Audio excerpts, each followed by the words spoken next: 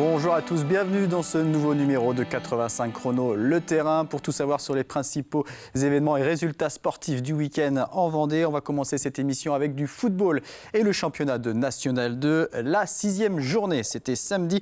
Et après une première défaite le week-end précédent au Canet, l'équipe des Herbiers recevait Angoulême samedi soir au stade Massabielle avec un nouveau gardien, Anthony Martin, passé notamment par d'autres clubs vendéens, le Poiré ou encore Luçon. Anthony Martin sollicité à plusieurs reprises durant la première mi-temps, dominé par l'équipe d'Angoulême. Des visiteurs qui ouvrent logiquement le score à la 32e minute, alors que le gardien du VHF s'apprête à capter le ballon. Adama Diakité va l'en empêcher et va marquer dans le but vide sur cette action que vous voyez à l'écran. Donc, ouverture du score d'Angoulême à la 32e minute. Nouvelle offensive des Charentais quelques minutes plus tard. Et le ballon est détourné cette fois par une parade de Martin. On arrive à la mi-temps donc sur ce score de 1-0 pour Angoulême. En seconde période, les visiteurs réussissent à doubler la mise sur une frappe croisée de Léo Fichten. Et ça fait 2-0 pour Angoulême. Les Herbretais qui vont longtemps buter sur une solide défense adverse jusqu'à la 90e minute. Khalifa Traoré réussit à réduire l'écart, mais il est trop tard pour espérer mieux dans cette rencontre. Les Herbretais s'inclinent 2-1. C'est donc une deuxième défaite consécutive pour le VHF. On va écouter les réactions des deux coachs au micro de Sandrine Pelletier. C'est une défaite, j'ai envie de dire, méritée. Voilà, on avait étudié cet adversaire et ils ont fait le jeu qu'ils voulaient, c'est-à-dire voilà, avoir beaucoup de nombre derrière la ligne du ballon, un vrai bloc, ça défend très très bien. C'est une équipe qui a pris que 2 buts contre le Puy, 90e, 91e. Voilà, et malheureusement, on fait une erreur dans la lecture de trajectoire du ballon. On leur donne ce but et ça nous a compliqué le match. Voilà, maintenant, la première mi-temps n'est pas suffisante. Voilà, on aurait dû emballer face à ce genre d'équipe. Je ne retire pas qu'ils ont défendu très très bien. Franchement, une vraie animation défensive. Mais nous, on a manqué de créativité, de mouvement, voilà, d'espace. Et on s'est retrouvé dans le match qu'il ne fallait pas être, c'est-à-dire être mené chez nous. Ça nous a stressés. Et je crois qu'en deuxième mi-temps, ils ont un tir. Voilà, un tir. On a passé toute la deuxième mi-temps dans leur camp. Et ils ont réussi quand même à nous en mettre un. Et voilà, on marque trop tardivement, un peu comme au Canet, quoi. On n'a pas le temps de revenir après. Et en général, celui qui marque le premier a un avantage certain. On a réussi à marquer les premiers sur une situation où un attaquant il fait un bel appel et il anticipe bien la sortie du gardien. Après, c'était plus compliqué pour eux. Ils devaient courir après le score. Nous, on a bien défendu ensemble, en bloc. Et puis on a marqué en deuxième mi-temps sur un contre aussi. Voilà, et ça leur a pas facilité la tâche. Maintenant, je vous dis, c'est une bonne équipe et je pense qu'ils seront dans les favoris pour jouer la montée. Et les Herbiers totalisent désormais 2 victoires, 2 matchs nuls et 2 défaites et occupent la 9e place au classement, un classement dominé par Angoulême. Samedi prochain, les Herbretais se déplaceront à Trélissac. À l'étage en dessous, en National 3, on jouait la 3e journée. Victoire de la Roche-Vendée Football, 4-2 face à Vertou. Les Lyonnais en tête du classement. Pouzauges s'est incliné à domicile face aux voisins de Chaland 2-0. Chaland 5e, Pouzauges 6e. Défaite de Fontenay à domicile face à Saumur 3-1. Les Fontenaisiens sont 8e au classement. La Châtaigneraie s'est imposée sur la pelouse de Saint-Philbert 2-1. 12e place pour la Châtaigneraie. Et enfin, l'équipe du Poiré-sur-Vie s'est inclinée sur le terrain de la réserve du Stade Lavallois 3-2. Les Genoux sont 9e au classement. La prochaine journée de National 3, ce sera le 25 septembre, puisque le week-end prochain, ce sera le 3e tour de la Coupe de France avec l'entrée en lice des équipes de National 3. Et puis en deuxième division féminine, c'était la 2e journée et 2e défaite pour la Roche ESO, battue sur le terrain d'Orléans 2-0. Après 2 matchs à l'extérieur, les Ornésiennes joueront à domicile le 26 septembre face au Havre. On passe maintenant au handball puisque ce week-end était marqué par la reprise des championnats nationaux et notamment du championnat de National 1 masculine avec Pouzauges. Pouzauges qui retrouvait enfin son chaudron de l'étoile garni par un public venu en nombre. C'était donc contre Rezé samedi soir. Une reprise victorieuse pour les Pouzaugais qui s'imposent sur le score de 34-28 avec ses nouvelles recrues et notamment l'impressionnant Gauthier Mvumbi, premier joueur professionnel dans l'histoire du club. Jusqu'à la 6e minute, c'est Rezé Rezé qui est devant au tableau d'affichage, mais le PVHB prend ensuite les devants et cela ne changera plus ou presque plus jusqu'à la fin du match car Rezé réussit à égaliser à 10 partout à la 20e minute, mais ensuite Pouzauges va faire cavalier seul toute la rencontre, un écart qui ne grandit pas en deuxième mi-temps, l'écart de 7 buts à la mi-temps, 18-11, un écart qui ne grandit pas, mais grâce notamment aux 13 arrêts de Slim et aux 8 arrêts de Chaudet, le PVHB parvient à contrôler le match. 24-18 à la 20 minutes de la fin, 30-24 à la 50e minute, 6 buts d'écart que l'on retrouve donc à la fin du match, 34-28, des retrouvailles réussies entre l'équipe de Jean-René Aragon et le public de l'Étoile. On va écouter les réactions des deux entraîneurs au micro de Thibaut Grasset.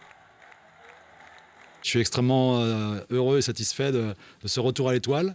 Avec un match gagné, oui, mais une folle ambiance, déjà la salle bien complète. Donc non, c'était vraiment un très bon moment. On a encore pas mal de boulot à faire dans tous les secteurs du jeu, que ce soit offensif ou défensif. Mais j'ai bien aimé le caractère et l'état d'esprit qui commence à naître et à s'animer, en tout cas dans le vestiaire et sur le terrain surtout. Même si les joueurs, ils ont toujours envie de jouer plus que ce que je leur permets, entre guillemets, l'idée c'est vraiment de faire jouer tout le monde parce qu'on aura besoin de tout le monde. Il y aura forcément des bobos, il y aura forcément des absents. On ne sait pas ce que l'avenir nous réserve, mais en tout cas, il faut que tout le monde puisse déjà vivre de superbes moments ici et puis mettre sa pierre à l'édifice d'une saison qui s'annonce très longue. Alors c'est une bonne reprise parce que ça fait plaisir de retrouver le terrain, de retrouver un public en plus qui était génial. Après oui, on est bien sur le début de la première, on s'effondre un peu physiquement je pense sur la moitié de la première mi-temps. Après on est trop en échec au tir sur tout l'ensemble du match, 59 tirs, 28 buts, ça veut dire qu'on offre des situations de contre-attaque montée de balle, on ne fait pas forcément la différence nous en défense, donc forcément à la fin du match ça fait ce delta de plus 7 pour Pouzauges. Échec au tir, échec au niveau des transmissions de balles, donc forcément on perd un nombre de ballons incalculable, donc voilà, c'est les choses qu'il va falloir, c'est les axes de travail sur lesquels on va bosser pour pouvoir s'améliorer. Et au classement, forcément, après cette première journée, Pouzauges est en tête en compagnie des 5 autres équipes qui ont gagné ce week-end. Prochain rendez-vous pour le PVHB, ce sera dimanche avec un déplacement à Cesson-Rennes. Toujours en handball, on reprenait également en National 3 masculine et c'est un match nul pour le Slam sur le terrain de Limoges Hand 87. Score final 25 partout. Le Slam est 6e et recevra Sully-sur-Loire samedi prochain. Chez les filles, en National 1 aussi, première journée et retrouvailles là aussi avec le public de la salle Omnisport pour l'équipe de La Roche-sur-Yon qui est dirigée par Liviu Bourileanu. Les Lyonnaises qui affrontaient Mérignac samedi soir. La Roche qui creuse rapidement l'écart en début de match et qui mène déjà 9-2 à la 12e minute. Mérignac va se ressaisir et stopper l'hémorragie. Les Girondines reviennent dans la partie et à la mi-temps, elles ne comptent plus que 3 buts de retard, 14-11 en faveur de La Roche-sur-Yon. En début de seconde période, Mérignac revient même à une longueur, 14-13. Les Lyonnaises appuient de nouveau sur l'accélérateur pour reprendre une avance plus confortable, 19-14 après 46 minutes de jeu. Emmenées par les sœurs Julie et Fanny Soulard, mais aussi par la recrue tunisienne Amal Amrouni, les joueuses lyonnaises gèrent leur avance et évitent de se faire peur en fin de match. À la fin de la rencontre, elles comptent 6 buts d'avance pour une victoire sur le score de 27 à 21, les réactions des deux entraîneurs au micro de Sandrine Pelletier. Beaucoup de plaisir et d'adrénaline de pouvoir enfin jouer, pour moi comme pour les joueuses. Après, on savait que physiquement, La Roche-sur-Yon allait être beaucoup plus costaud que nous. Et je pense que c'est ce qui fait la différence du jour entre les deux équipes. Ce qui nous a mis dedans, à mon sens, c'est le début de match où on a été un petit peu peut-être impressionné entre guillemets par l'enjeu et par la reprise, l'équipe adverse. La quasi-totalité découvre le niveau de jeu N1 vu qu'on n'a pas joué l'année dernière. Donc un début de match qui nous met énormément dedans. Et après, derrière, on a réussi à remonter, mais énergétiquement, ça coûte beaucoup et ça se ressent sur la deuxième mi-temps où on a été à court d'énergie. On rencontre une équipe qui physiquement, elle nous pose des problèmes parce qu'elles n'ont pas arrêté de s'entraîner, elles ont commencé déjà plus vite que nous. Et puis, c'est des jeunes, donc la récupération, elle est plus bonne. Sur le jeu de grand espace, c'est là où elles ont commencé à revenir dans le match. On a essayé de les arrêter là-dessus. Dans la deuxième mi-temps, on a réussi à le faire, mais ça nous a posé énormément de problèmes sur la première mi-temps. Et puis après, en attaque placée, on a eu des solutions et malheureusement, c'est pareil, c'est le début de championnat, on bute sur la gardienne plusieurs fois. Parce que je pense que si on est efficace au niveau des tirs, on peut avoir plus d'écart et puis on peut faire jouer un petit peu plus du monde. Et au classement, là aussi, après seulement une journée, eh bien, La Roche est en tête avec les autres équipes victorieuses. Et prochain match pour l'équipe de La Roche-sur-Yon Vendée Handball, ce sera samedi avec un déplacement du côté de Borde. Du côté du basket, les championnats nationaux n'ont pas encore repris. On est toujours en phase de préparation avec différents matchs amicaux, notamment pour les deux équipes vendéennes qui évolueront en National 1 masculine cette saison. Chaland, tout d'abord, qui affrontait Lorient et qui s'est imposé 89-70. Victoire également en match de préparation pour l'équipe des Sables d'Olonne face à La Rochelle, 71-67. La reprise pour ces deux équipes, ce sera le 24 septembre. Le Chaland recevra Cergy-Pontoise et les Sables d'Olonne se déplacera à Rueil. On parle triathlon maintenant, puisqu'il y avait un gros week-end de triathlon du côté de Saint-Jean-de-Mont, avec notamment ce dimanche les finales des Grands Prix de D1 et D2, hommes et femmes. Du côté du Grand Prix D1 hommes, eh bien, il y avait une place sur le podium à défendre pour l'équipe des Sables d'Olonne, 3e au classement général, et un blason à redorer pour l'équipe de Saint-Jean-de-Mont qui, elle, n'était que 7e. Les Montois qui ont brillé à domicile avec la victoire en individuel de Léo Bergère et la victoire par équipe pour l'équipe de Saint-Jean-de-Mont. Léo Bergère qui est sorti de l'eau avec 10 secondes de retard sur la tête de course, mais qui s'est retrouvé ensuite dans le trio de tête sur la partie vélo avant de finir seul à l'avant sur la course à pied. Son coéquipier Louis Vitiello termine à la 5e place.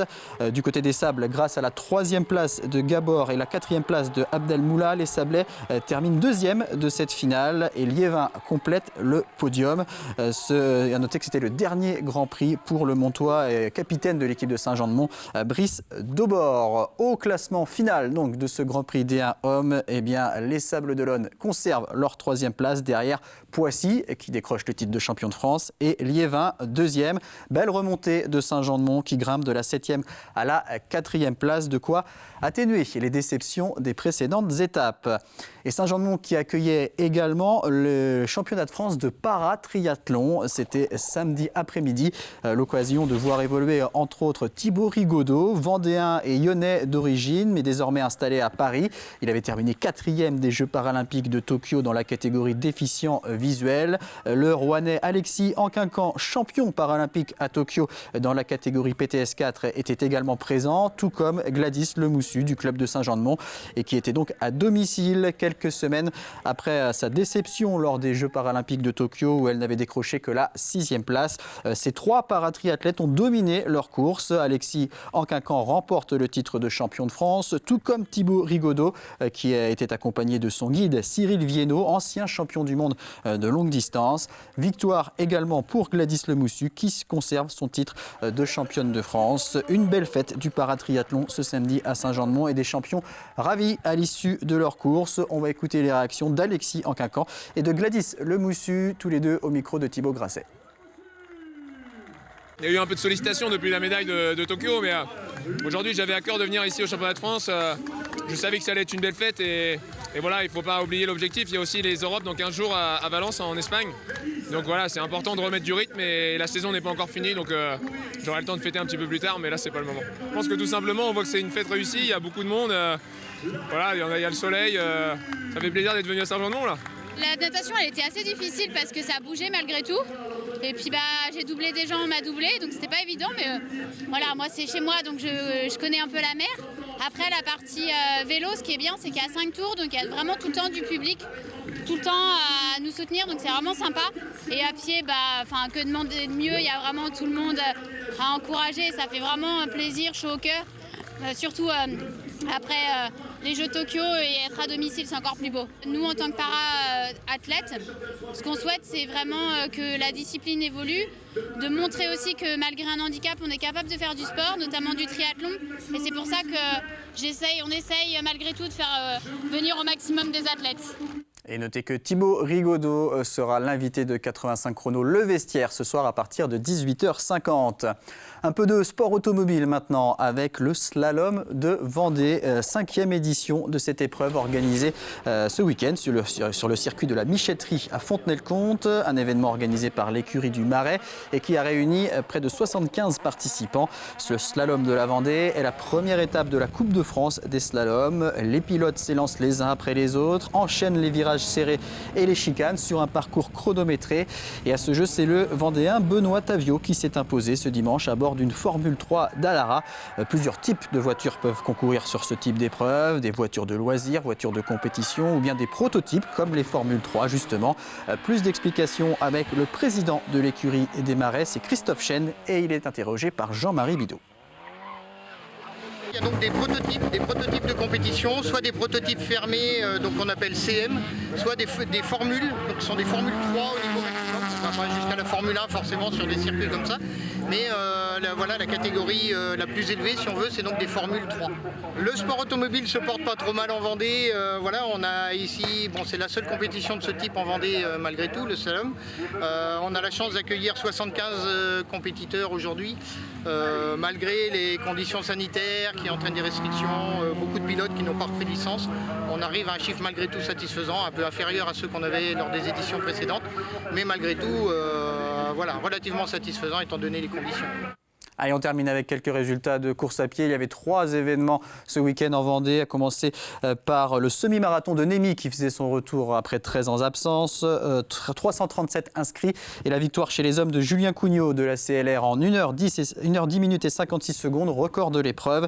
Près de 12 minutes d'avance sur le deuxième. Chez les femmes, c'est Charlotte Omani qui elle aussi bat le record de l'épreuve en 1h29 minutes et 22 secondes. Du côté de Montaigu-Vendée, deuxième édition du Trail Montaigu-Vendée avec sur le 8 km la victoire de Quentin Hanscheberker de Clisson chez les hommes. Valérie Jacotin de Faleron s'impose. Sur le 15 km, victoire de Thomas Monod et de Clotilde Clénet. Et sur le 21 km, c'est Émeric Petit de l'ABV Montaigu-Vendée et Solange Poirot-Bigas du Poiré-sur-Vie qui l'emportent. Enfin, on courait également du côté de la forêt de Mervan avec le trail du Bol d'Air et la victoire sur le 13 km de Loïc Rodriguez, sur le 25 km de Benoît Thuer et sur le 50 km de Vincent Héroux de Nantes en 4h25.